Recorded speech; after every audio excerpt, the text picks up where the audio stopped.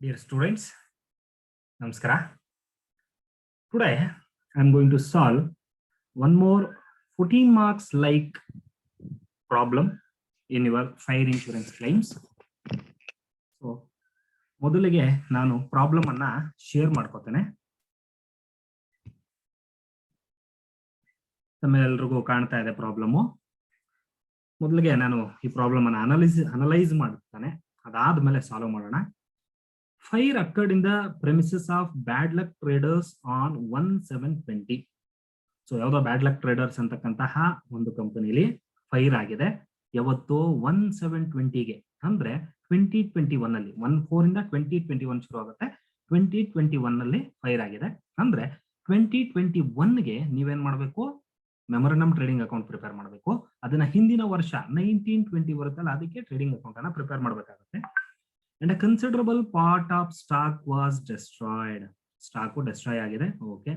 The stock salvaged was rupees 56,000. 56,000 ರೂಪಾಯಿಯ ಒಂದು stock ಏನಾಗಿದೆ, ಸಾಲ್ವೇಜ್ ಅಂದ್ರೆ ಉಳಿದಿದೆ. The goods saved from the fire. ಅಷ್ಟು ವರ್ತ್ ಗೂಡ್ಸ್ ನಮಗೆ ಸಿಕ್ಕಿದೆ. Fire insurance policy for rupees 3,42,000 was taken to cover the loss of stock by fire. So ಈ problem ಅಲ್ಲಿ ಏನ್ ಮಾಡಿದ್ದಾರೆ, ನಿಮಗೆ ಇನ್ಶೂರೆನ್ಸ್ ಪಾಲಿಸಿ ಅಮೌಂಟ್ ಕೊಟ್ಟಿದ್ದಾರೆ. ಇದರ ಅಮೌಂಟ್ ಕೊಟ್ಟಿದ್ದಾಗ 3,42,000ಕ್ಕೆ ಇನ್ಶೂರೆನ್ಸ್ ತಗೊಂಡಿದ್ರಂತೆ. ನೋಡೋಣ ಕ್ಲೋಸಿಂಗ್ ಸ್ಟಾಕ್ ಎಷ್ಟಿರುತ್ತೆ ಅವತ್ತು, ಇವರೆಷ್ಟಕ್ಕೆ ಇನ್ಶೂರೆನ್ಸ್ ತಗೊಂಡಿದ್ದಾರೆ, ಅಂಡರ್ ಇನ್ಶೂರೆನ್ಸ್ ಆಗಿದೆಯಾ, ಪ್ರಾಪರ್ ಇನ್ಶೂರೆನ್ಸ್ ಆಗಿದೆಯಾ. ಓಕೆ, ಸೊ ನಿಮಗೆ ಇನ್ ಕೇಸ್ ಇನ್ಶೂರೆನ್ಸ್ ಪ್ರಾಬ್ಲಮ್ ಅಲ್ಲಿ ಕೊಟ್ಟಿದ್ದಾರೆ ಅಂದ್ರೆ ಅರ್ಥ ಮಾಡ್ಕೊಡ್ಬೇಕು ನೀವು. ನಿಮಗೆ 5ನೇ ಸ್ಟೆಪ್ ಅಲ್ಲಿ ಫಾರ್ಮುಲಾ ಬರುತ್ತೆ, ಫಾರ್ಮುಲಾ ಹಾಕೊಂಡು ಕ್ಯಾಲ್ಕುಲೇಟ್ ಮಾಡ್ಬೇಕಾಗುತ್ತೆ.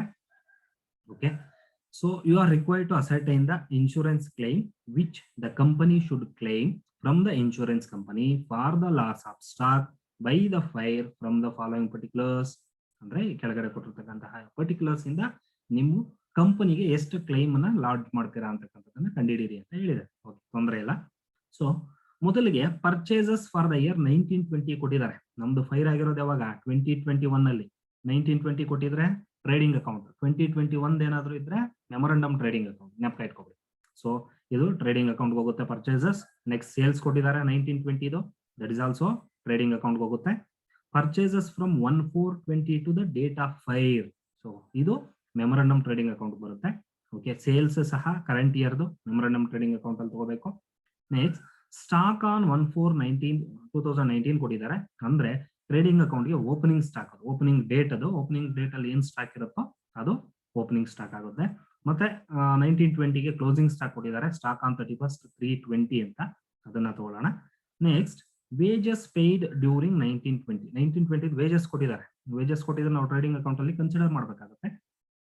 Next wages paid during 1/4/20 to the date of fire ಅಂತಂದ್ರೆ this is current years wages, memorandum trading account ಅಲ್ಲಿ ತಗೋಣ. ಓಕೆ, ತೊಂದರೆ ಇಲ್ಲ. Fire also broke out on 31st March 20 ಅಂದ್ರೆ 1920 ಲಾಸ್ಟ್ ಡೇ ದಿವಸನೂ ಫೈರ್ ಆಗಿದೆಯಂತೆ ನಿಮ್ಮ ಗೋಡೌನ್ ಅಲ್ಲಿ. And destroyed stock of estimated cost of rupees 1 lakh rupees cost ಅಷ್ಟು stock ಅನ್ನ destroy ಆಗಿದೆ ಅಂತ ಹೇಳ್ತಾರೆ. So this is a new adjustment.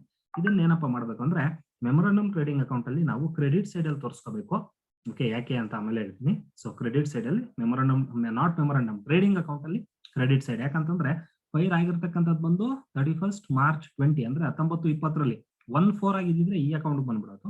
So previous year ಆಗಿದ್ರಿಂದ trading account ಅಲ್ಲಿ ಕ್ರೆಡಿಟ್ ಸೈಡ್ ಅಲ್ಲಿ ತೋರಿಸ್ಕೋಬೇಕು. Okay, there was a practice in the concern to value stock at cost less 10%. ನೋಡಿ ಏನ್ ಹೇಳ್ತಾರೆ, ಪ್ರಾಕ್ಟೀಸ್ ಇದೆಯಂತೆ ಕಂಪನಿದು. ಏನಪ್ಪ ಪ್ರಾಕ್ಟೀಸ್ ಅಂತಂದ್ರೆ ಸ್ಟಾಕ್ ಅನ್ನ ಕಾಸ್ಟ್ ಲೆಸ್ 10%ಗೆ ವ್ಯಾಲ್ಯೂ ಮಾಡತಕ್ಕಂತಹ ಒಂದು ಪ್ರಾಕ್ಟೀಸ್ ಕಂಪನಿಲಿ ಇದೆಯಂತೆ. ಅಂದ್ರೆ 100 ರೂಪಾಯಿ ಸ್ಟಾಕ್ ಇದ್ರೆ ಅವರು 90 ರೂಪಾಯಿ ತೋರಿಸ್ತಾರೆ. ಗೊತ್ತಾಯ್ತಾ? 10% ಕಡಿಮೆಗೆ. Cost less 10% means 10% lower Dhan the actual value. 100 ರೂಪಾಯಿ ಅಷ್ಟು ನಿಮ್ಮ ಹತ್ರ ಸ್ಟಾಕ್ ಇದ್ರೆ 90 ರೂಪಾಯಿ ತೋರಿಸ್ತಾರೆ. ಅಲ್ಲಿಗೆ ಇಲ್ಲಿ ಕೊಟ್ಟಿರ್ತಕ್ಕಂಥ ಸ್ಟಾಕ್ 90 ರೂಪಾಯಿ, ನಮಗ್ ಬೇಕಾಗಿರೋದು ನಾವು ಆಕ್ಚುಯಲ್ 100 ರೂಪಾಯಿ ತೋರಿಸ್ಬೇಕಾಗತ್ತೆ. ಅದನ್ನ ಹೆಂಗ್ ಮಾಡ್ಬೇಕು ಅಂತ ನಾನು ಹೇಳ್ಕೊಡ್ತೀನಿ. But all of a sudden this practice was changed and the stock on 31st March 20 ಅಂತಂದ್ರೆ nothing but closing stock was valued at cost plus 20. ಅವರ ಒಂದು ಪ್ರಾಕ್ಟೀಸ್ ಚೇಂಜ್ ಆಗುತ್ತೆ ಇಯರ್ ಎಂಡ್ಗೆ, 1920 ಇಯರ್ ಎಂಡ್ಗೆ. ಏನ್ ಮಾಡ್ತಾರಪ್ಪ ಅಂತಂದ್ರೆ ಅವರು ಅಂದ್ರೆ ಕ್ಲೋಸಿಂಗ್ ಸ್ಟಾಕ್ ಅನ್ನ 31st March 20 ಇರತಕ್ಕಂಥ ಸ್ಟಾಕ್ ಅನ್ನ ₹100 ಇರೋ ವ್ಯಾಲ್ಯೂನ ₹110 ಕಾಸ್ಟ್ ಪ್ಲಸ್ 10% ತೋರಿಸ್ತಾರೆ, 110 ತೋರಿಸ್ತಾರೆ. ಸೊ ನಮಗ್ ಬೇಕಾಗಿರೋದು ₹100, ನಾಟ್ 110. ಸೊ ನಾವ್ ಏನ್ ಮಾಡ್ಬೇಕಾಗತ್ತೆ, ಅದನ್ನ 100 ಕನ್ವರ್ಟ್ ಮಾಡ್ಕೋಬೇಕು. ಅದನ್ನ ಯಾವ ರೀತಿ ಮಾಡಬೇಕು ಅಂತ ನಾನು ನಿಮಗೆ ಎಕ್ಸ್ಪ್ಲೈನ್ ಮಾಡ್ತೇನೆ. ಸೊ ಇಷ್ಟು ಪ್ರಾಬ್ಲಮ್. ಸೊ ತುಂಬಾ ಈಸಿ ಇದೆ. ನಿಮ್ಗೆ ಇಲ್ಲೊಂದೇ ಒಂದು ಎಕ್ಸ್ಟ್ರಾ ಅಡ್ಜಸ್ಟ್ಮೆಂಟ್ ಏನಪ್ಪಾ ಅಂತಂದ್ರೆ, ಫೈರ್ ಆಲ್ಸೋ ಬ್ರೋಕ್ಔಟ್ ಆನ್ 31st 3/20 ಅಂದ್ರೆ ಹಿಂದಿನ ವರ್ಷದಲ್ಲೂ ಫೈರ್ ಆಗಿದೆ, 1 ಲಕ್ಷ ಲಾಸ್ ಆಗಿದೆ ಅಂತ. ಅದನ್ನ ನೀವು ಟ್ರೇಡಿಂಗ್ ಅಕೌಂಟ್ ಅಲ್ಲಿ ಕ್ರೆಡಿಟ್ ಸೈಡ್ ತಗೋಬೇಕು. ಅದ್ರ ಜೊತೆಗೆ ನಿಮ್ಗೆ ಇನ್ನೊಂದು extra adjustment, cost opening stock ಬಂದು 10% less than cost, closing stock 10% plus than cost, more than cost ಆಗಿದೆ. ಈ 2 ಅಡ್ಜಸ್ಟ್ಮೆಂಟ್ ಮಾತ್ರ ಇದೆ. ಜೊತೆಗೆ ವೇಜಸ್ ಇದೆ. ವೇಜಸ್ ಅನ್ನ ಏನ್ ಮಾಡಬೇಕು ಅಂತ ನಾನು ನಿಮ್ಗೆ ಹೇಳ್ಕೊಡ್ತೇನೆ. ಸೊ ಈಗ ನಾವು ಪ್ರಾಬ್ಲಮ್ ಸಾಲ್ವ್ ಮಾಡ್ಕೋಣ. ಮೊದಲಿಗೆ ನಿಮ್ಗೆಲ್ಲ ಫಸ್ಟ್ ಸ್ಟೆಪ್ ತಮ್ಗೆಲ್ಲ ಗೊತ್ತು. ಏನ್ ಮಾಡ್ಬೇಕು ಅಂತಂದ್ರೆ, ನಾವು ಟ್ರೇಡಿಂಗ್ ಅಕೌಂಟ್ ಅನ್ನ ಪ್ರಿಪೇರ್ ಮಾಡ್ಕೋಬೇಕಾಗುತ್ತೆ. ಫಸ್ಟ್ ನಾವೇನ್ ಮಾಡ್ಬೇಕು, ಟ್ರೇಡಿಂಗ್ ಅಕೌಂಟ್ ಅನ್ನ ಪ್ರಿಪೇರ್ ಮಾಡ್ಕೋಬೇಕು. ಸೊ ಮಾಡೋಣ. Preparation of trading account. Trading account ಯಾವ ಇಯರ್ಗೆ? ಹಿಂದಿನ ವರ್ಷಕ್ಕೆ ಅಂತಂದ್ರೆ 1920ಗೆ. Trading account for the year 1920 ನೀವು ಪ್ರಿಪೇರ್ ಮಾಡಬೇಕು. ಸೊ ಫಸ್ಟ್ ನಾವೇನ್ ತೋರಿಸ್ಬೇಕಾಗುತ್ತೆ, ಟು ಓಪನಿಂಗ್ ಸ್ಟಾಕ್ ಅನ್ನ ತೋರಿಸ್ಬೇಕಾಗತ್ತೆ. ನಮ್ದು ಓಪನಿಂಗ್ ಸ್ಟಾಕ್ ಎಷ್ಟಿದೆ ನೋಡಿ, ಸ್ಟಾಕ್ ಆನ್ 1419 ಅಂತ ಕೊಟ್ಟಿದೀವಿ, ಹೌದಾ? 1419 ಸ್ಟಾಕ್ ಎಷ್ಟಿದೆ? 2,88,000 ಇದೆ. 2,88,000 ಇದೆ. ಅವನು ನಿಮ್ಗೆ ಪ್ರಾಬ್ಲಮ್ ಅಲ್ಲಿ ಏನಪ್ಪಾ ಹೇಳ್ತಾನೆ ಅಂತಂದ್ರೆ, ಓಪನಿಂಗ್ ಅಂದ್ರೆ ಸ್ಟಾಕ್ ಏನಾಗಿದೆ, ಕಾಸ್ಟ್ ಲೆಸ್ 10% ವ್ಯಾಲ್ಯೂ ಮಾಡಿದ್ದಾರೆ. ಸೊ ಅಂತಂದ್ರೆ ನಮ್ದು ₹100 ಇರೋ ಸ್ಟಾಕ್ ನ ₹90 ಮಾಡಿದ್ದಾರೆ. So very simple, 100 divided by 90 ಮಾಡ್ಕೋತೀವಿ.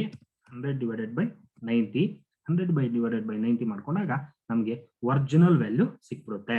100 ಡಿವೈಡೆಡ್ ಬೈ 90 ಮಾಡ್ಕೊಂಡಾಗ ಸೊ ನೋಡಿ ಎಷ್ಟಾಗುತ್ತಪ್ಪ ಅಂತಂದ್ರೆ 3,20,000 rupees ಆಗುತ್ತೆ, ಹೌದಾ? ಸೊ ಈಗ ನೀವು ಕ್ರಾಸ್ ವೆರಿಫಿಕೇಶನ್ ಬೇಕಾದ್ರೆ ಮಾಡ್ಕೋಬಹುದು.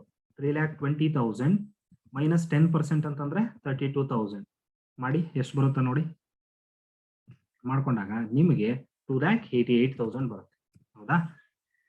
ನೋಡಿ ಇದು 100%, 10% ಕಡಿಮೆ ಅಂದ್ರೆ 32,000 ಕಡಿಮೆ ಮಾಡಿದಾಗ 2,88,000. ಅಲ್ಲಿಗೆ ನಮ್ದು ಕರೆಕ್ಟ್ ಆಗಿದೆ ಅಂತ ಅರ್ಥ. ನೆಕ್ಸ್ಟ್ ಓಪನಿಂಗ್ ಸ್ಟಾಕ್ ಆಯ್ತು. 2 ಪರ್ಚೇಸಸ್ ತಗೋಬೇಕು. ಯಾವ ಇಯರ್ದು ಪರ್ಚೇಸಸ್? 1920 ಪ್ರಾಬ್ಲಮ್ ಅಲ್ಲಿ ಕೊಟ್ಟಿದ್ದಾರೆ. 1920 ಪರ್ಚೇಸಸ್ 18,76,000 ಇದೆ, ತಗೊಳ್ಳೋಣ. ನೆಕ್ಸ್ಟ್ ವೇಜಸ್ ಕೊಟ್ಟಿದ್ದಾರೆ, ವೇಜಸ್ ತಗೊಳ್ಳೋಣ. ಯಾವ ವರ್ಷದ ವೇಜಸ್? 1920 ಪ್ರಾಬ್ಲಮ್ ಅಲ್ಲಿ ಕೊಟ್ಟಿದ್ದಾರೆ. 1920 ವೇಜಸ್ ಎಷ್ಟಿದೆ? 2 lakhs ಇದೆ. ಇಷ್ಟೇ, ಇನ್ನೇನಿಲ್ಲ ನಮಗೆ. ಡೆಬಿಟ್ ಸೈಡ್ ಒಂದು ಓಪನಿಂಗ್ ಸ್ಟಾಕ್ ಇದೆ, ಪರ್ಚೇಸಸ್ ಇದೆ, ವೇಜಸ್ ಇದೆ. ಸೊ ಕ್ರೆಡಿಟ್ ಸೈಡ್ ಬಂದಾಗ ಫಸ್ಟ್ ನಾವು ಬೈ ಸೇಲ್ಸ್ ತಗೋಬೇಕು. ಸೇಲ್ಸ್ ನಮಗೆ ಪ್ರಾಬ್ಲಮ್ ಅಲ್ಲಿ ಕೊಟ್ಟಿದ್ದಾನೆ. ಎಷ್ಟು ಕೊಟ್ಟಿದ್ದಾನೆ? ಸೇಲ್ಸ್ ಫಾರ್ ದ ಇಯರ್ 1920 23,20,000 ಕೊಟ್ಟಿದ್ದಾನೆ, ತಗೊಳ್ಳೋಣ. 23,20,000. Next by closing stock. Closing stock ಸಹ ಪ್ರಾಬ್ಲಮ್ ಅಲ್ಲಿ ಕೊಟ್ಟಿದ್ದಾನೆ. ಸೊ ಕ್ಲೋಸಿಂಗ್ ಸ್ಟಾಕ್ ಏನ್ ಹೇಳ್ತಾ ನೋಡಿ. So the practice was changed and stocks on 31st March 20 was valued at cost plus 10% ಅಂತಾನೆ, ಹೌದಾ? ಸೊ ಫಸ್ಟ್ ನಮಗೆ ಸ್ಟಾಕ್ ಎಷ್ಟಿದೆ? 31st March ಇದರದು 4,84,000 ಇದೆ, ತಗೊಳ್ಳೋಣ. 4,84,000 ಇಂಟು, ಸೊ ನಮಗೆ ಬೇಕಾಗಿರೋದು 100, ಬಟ್ ಪ್ರಾಬ್ಲಮ್ ಅಲ್ಲಿರೋದು 110, ₹110 ಕೊಟ್ಟಿದ್ದಾನೆ. Cost plus cost 100 ಅನ್ಕೊಳ್ಳೋಣ. ಓಕೆ, 10% ಜಾಸ್ತಿ ಅಂದ್ರೆ 100 ಪ್ಲಸ್ 10 110. ಅವ್ನು ಕೊಟ್ಟಿರೋದು 110, ನಮಗೆ ಬೇಕಾಗಿರೋದು 100. ಓಕೆ, ಸೊ ಮಾಡ್ಕೊಂಡಾಗ ನಮ್ಗೆ ಎಷ್ಟಪ್ಪ ಬರುತ್ತೆ ಅಂತಂದ್ರೆ ಅಮೌಂಟು ನಾವು ನೋಡ್ಕೊಳ್ಳಿ, 4,40,000 rupees ಬರುತ್ತೆ. 4,40,000 ರೂಪಾಯಿ ಬರುತ್ತೆ. ಅದ್ರ ಜೊತೆಗೆ ನಮ್ಗೆ ಈ ಪ್ರಾಬ್ಲಮ್ ಅಲ್ಲಿ ಒಂದು ಹೊಸ ಅಡ್ಜಸ್ಟ್ಮೆಂಟ್ ಕೊಟ್ಟಿದ್ದ, ಹೌದಾ? So fire also broke out on 31st March 14 and destroyed a stock of estimated cost of ₹1 lakh ಅಂತ. 1 ಲಕ್ಷ ವರ್ತ್ ಗೂಡ್ಸು ಯಾವತ್ತು? ಡೇಟ್ ನೋಡಿ, 31st March 20. So 31st March 20 ಅಂದ್ರೆ ಇದೇ ವರ್ಷ ಬರುತ್ತೆ. ಸೊ ಅದನ್ನ ಇಲ್ಲಿ ತಗೋಬೇಕು. By stock destroyed by 5. So ಎಷ್ಟಾಗಿದೆ, 1,00,000 ರೂಪಾಯಿದು ಆಗಿದೆ. ಸೊ ಈಗ ನಾವು ಇದನ್ನ ಟೋಟಲ್ ಮಾಡೋಣ, ಅಕೌಂಟ್ ಅನ್ನ ಕ್ಲೋಸ್ ಮಾಡೋಣ. ಸೊ 23,96,000 ಬರುತ್ತೆ. ಸೊ 23,96,000. ಸೊ ಬ್ಯಾಲೆನ್ಸ್ ಎಷ್ಟಪ್ಪ ಬರುತ್ತೆ ನೋಡ್ಕೊಳ್ಳೋಣ. ಸೊ ಇಲ್ಲಿ ನಮಗೆ ಪ್ರಾಫಿಟ್ ಬರುತ್ತೆ. ಸೊ ಆಕ್ಚುಲಿ ನಾವು ಈ ಕಡೆ ಮಾಡಬೇಕಾಗಿತ್ತು. 28,60,000 ಬರುತ್ತೆ. 28,60,000. ಸೊ ಡಿಫರೆನ್ಸ್ ಏನ್ ಬರುತ್ತೆ, ಡಿಫರೆನ್ಸ್ 4,64,000 ಬರುತ್ತೆ. ಅದನ್ನ ನಾವೇನಂತ ಕರಿತೀವಿ, ಗ್ರಾಸ್ ಪ್ರಾಫಿಟ್ ಅಂತ ಕರಿತೀವಿ. Gross profit balance figure, balancing figure ಅಂತ ಕರೆಯೋಣ. Okay, this is calculation of trading account. Okay, ಇಷ್ಟೇ. ನಿಮ್ಗೆ ಇಲ್ಲಿ ಒಂದು ಓಪನಿಂಗ್ ಸ್ಟಾಕ್ ಅಂಡರ್ ವ್ಯಾಲ್ಯೂ ಆಗಿದ್ರೆ ಯಾವ ತರ ತಗೋಬೇಕು, ಓವರ್ ವ್ಯಾಲ್ಯೂ ಆಗಿದ್ರೆ ಯಾವ ತರ ತಗೋಬೇಕು ಅಂತಕ್ಕಂಥದ್ದು. ಕ್ಲೋಸಿಂಗ್ ಸ್ಟಾಕ್ ಓವರ್ ವ್ಯಾಲ್ಯೂ ಆಗಿದೆ ಇಲ್ಲಿ ಪ್ರಾಬ್ಲಮ್ ಅಲ್ಲಿ. ಅದಾದ್ಮೇಲೆ ಹಿಂದಿನ ವರ್ಷದಲ್ಲಿ ಏನಾದ್ರೂ ಸ್ಟಾಕ್ ಡೆಸ್ಟ್ರಾಯ್ ಆಗಿದ್ರೆ ಫೈರ್ ಇಂದ ಯಾವ ರೀತಿ ಕನ್ಸಿಡರ್ ಮಾಡಬೇಕು ಅಂತ ನಮಗೆ ಟ್ರೇಡಿಂಗ್ ಅಕೌಂಟ್ ಅಲ್ಲಿ ಬಂದ್ಬಿಟ್ಟಿದೆ. ಈಗ ಎರಡನೇ ಸ್ಟೆಪ್ ಬರೋಣ. ಎರಡನೇ ಸ್ಟೆಪ್ ಅಲ್ಲಿ ಏನಪ್ಪಾ ಮಾಡ್ತೀವಿ ಅಂದ್ರೆ ಗ್ರಾಸ್ ಪ್ರಾಫಿಟ್ ರೇಷಿಯೋ ಕಂಡುಹಿಡಿತೀವಿ. ಹೆಂಗ್ ಕಂಡುಹಿಡಿತೀವಿ, there is a formula, gross profit divided by sales into 100. So ನಮ್ಗೆ ಗೊತ್ತು ಗ್ರಾಸ್ ಪ್ರಾಫಿಟ್ 4,64,000 ಇದೆ ಇಂಟು 100 ಅಥವಾ ಡಿವೈಡೆಡ್ ಬೈ ಸೇಲ್ಸ್. ಸೇಲ್ಸ್ ಎಷ್ಟಿದೆ, 23,20,000 ಇದೆ ಇಂಟು 100 ಮಾಡಿದಾಗ ನಮಗೆ ಎಷ್ಟಪ್ಪ ಬರುತ್ತೆ ಅಂತಂದ್ರೆ 20% ಬರುತ್ತೆ. ಓಕೆ, 20%, 20% ನಮಗೆ ಇಲ್ಲಿ ಅಮೌಂಟ್ ಬರುತ್ತೆ. Okay, so gross profit ratio is 20%. ಅದಾದ್ಮೇಲೆ ಮೆಮೊರಾಂಡಮ್ ಟ್ರೇಡಿಂಗ್ ಅಕೌಂಟ್ ಹೋಗೋಣ. Memorandum trading account for the period ಎಲ್ಲಿಂದ ಎಲ್ಲಿಗೆ, 1/4/2020 ಟು ಫೈರ್ ಆಗಿರೋದು ಯಾವತ್ತು, 1/7/20. 1/7/20. ಇಲ್ಲಿಂದ ಇಲ್ಲಿಗೆ ಮೆಮೊರಾಂಡಮ್ ಟ್ರೇಡಿಂಗ್ ಅಕೌಂಟ್ ಮಾಡಬೇಕು. ಫಸ್ಟ್ ಗೆ ನಾವು ಓಪನಿಂಗ್ ಸ್ಟಾಕ್ ತಗೊಳ್ಳೋಣ. ಸೊ ಓಪನಿಂಗ್ ಸ್ಟಾಕ್ ಯಾವುದು, ಹೋದ ವರ್ಷದ ಕ್ಲೋಸಿಂಗ್ ಸ್ಟಾಕ್. ಸೊ ನೋಡಿ, ಹೋದ ವರ್ಷದ ಕ್ಲೋಸಿಂಗ್ ಸ್ಟಾಕ್ ಎಷ್ಟಿದೆ, 4,40,000 ಇದೆ. ಅದನ್ನ ಓಪನಿಂಗ್ ಸ್ಟಾಕ್ ಅಂತ ತಗೋತೀವಿ. ಸೊ ಇಲ್ಲಿ ನೀವು ಅಂಡರ್ ವ್ಯಾಲ್ಯೂ ಓವರ್ ವ್ಯಾಲ್ಯೂ ಮಾಡ್ಕೋಬಾರ್ದು. ಯಾಕಂತಂದ್ರೆ ಆಲ್ರೆಡಿ ಅಲ್ಲಿ ಮಾಡ್ಬಿಟ್ಟಿದ್ದೀರಾ.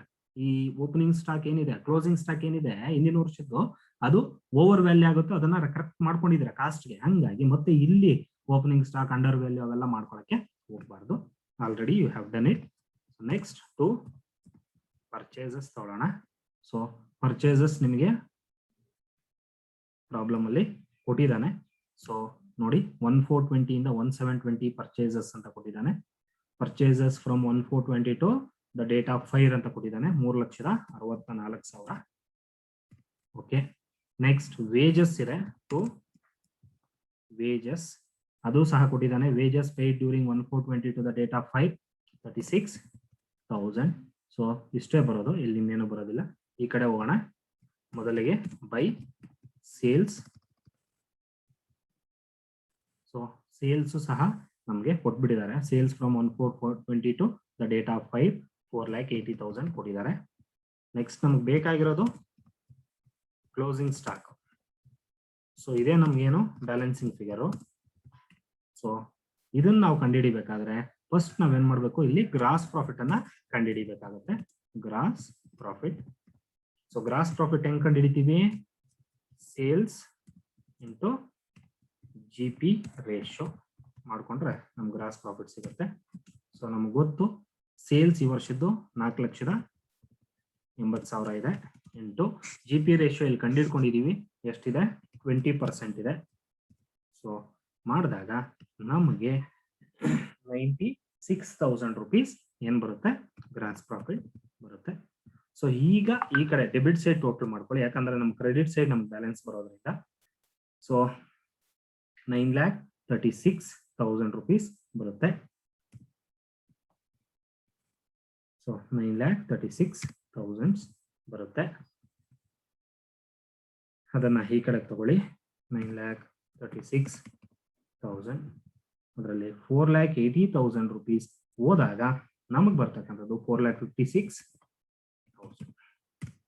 4,56,000 closing stock.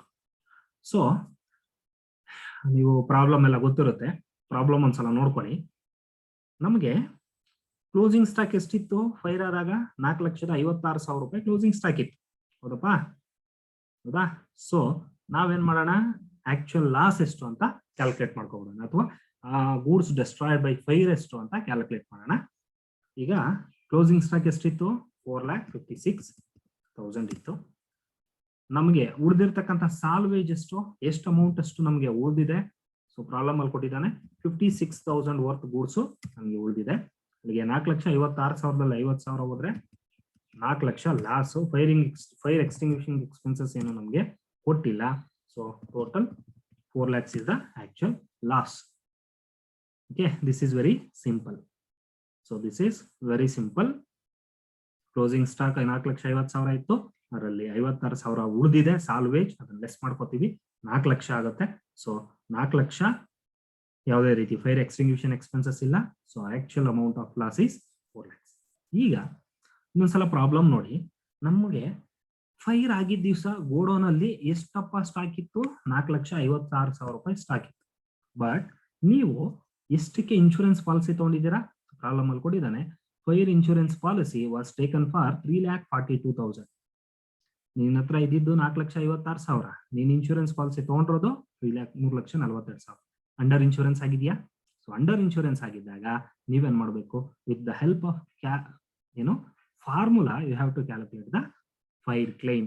So fire insurance claim ಅನ್ನು ಕ್ಯಾಲ್ಕುಲೇಟ್ ಮಾಡೋಣ. ಸೊ ಅಮೌಂಟ್ ಆಫ್ ಕ್ಲೈಮ್ ಯಾವ ರೀತಿ ಕ್ಯಾಲ್ಕುಲೇಟ್ ಮಾಡ್ತೀವಪ್ಪ ಅಂತಂದ್ರೆ, ಫಸ್ಟ್ ಆಕ್ಚುಯಲ್ ಲಾಸ್ ತಗೋತೀವಿ.